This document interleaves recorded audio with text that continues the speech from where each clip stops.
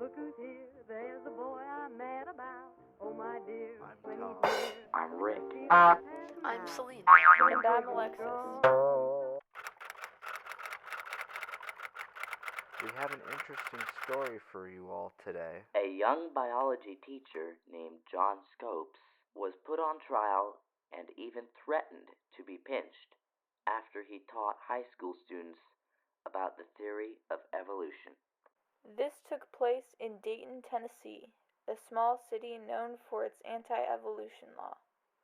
The trial took 8 days, with Scopes being guilty and fined heavy sugar, 100 rubes to be exact. Surprisingly, John Scopes had little to do with the trial since it was an all-out argument between Clarence Darrow, Scopes' lawyer, and William Jennings Bryan, the opposition on the evolutionary theory. Even with Darrow throwing out statements about the Bible versus logic that Bryan could not oppose, the jury decided to side with Tennessee's anti-evolution law that then made Scopes and Darrow lose the trial. We have yet to learn what happened to Scopes along with the law that evolution. Will this law be a part of Tennessee forever, or will someone strike it down?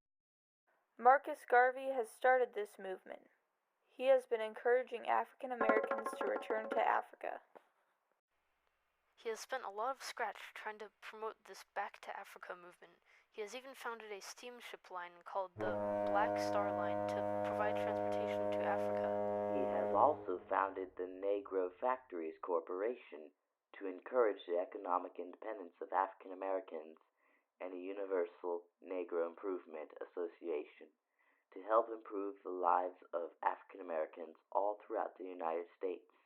He has attracted thousands of supporters for the Back to Africa movement. Oh, yeah? It's true. Not only do thousands of African Americans support the Back to Africa movement, but millions support the Universal Negro Improvement Association. 89, look him over once or twice. Now I ask you very confidentially, ain't he nice? Just cast an eye in his direction. Oh me, oh my, ain't that perfection? I repeat, don't you think he's kind of neat? And I ask you very confidentially, ain't he sweet?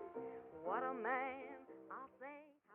And now I will say this guy is hardly a flat tire. H.L. Mencken is a writer and editor for the newspaper Baltimore Evening Sun, and even has his own column, The Freelance. He is an aggressive critic and is considered the most feared writer. He criticizes dour politicians and certain slow-witted Americans as being a part of a bourgeoisie. That's right. He often humorously razzes the cultural, political, and social views and opinions. Also, having his own newspaper column wasn't his only accomplishment. In fact, he was also an editor for the Smart Set magazine, and he even started the American Mercury. Now, where would we be without this guy? Long story short, there was no other critic of this time who was on the up and up with H.L. McLean.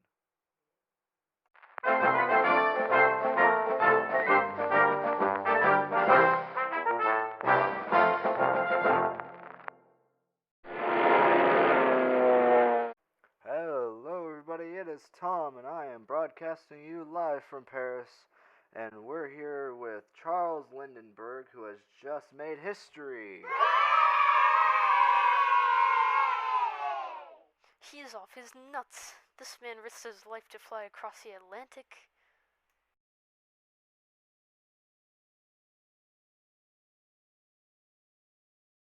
He sure did risk his life. The total trip took 33 hours to complete on his trip over.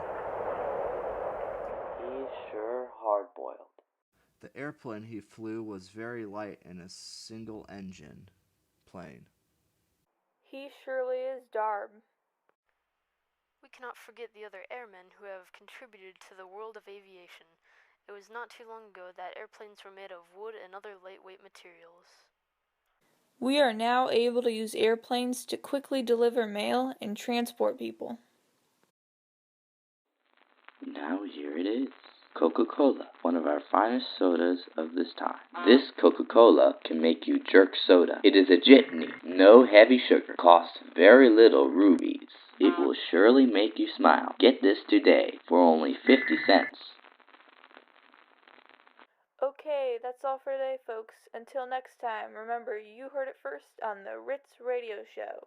You see how I adore him. If he wants me, I'm right here for him. Bo-do-do-do, when we meet, he just knocks me off my feet. And I ask you very confidentially, ain't he sweet?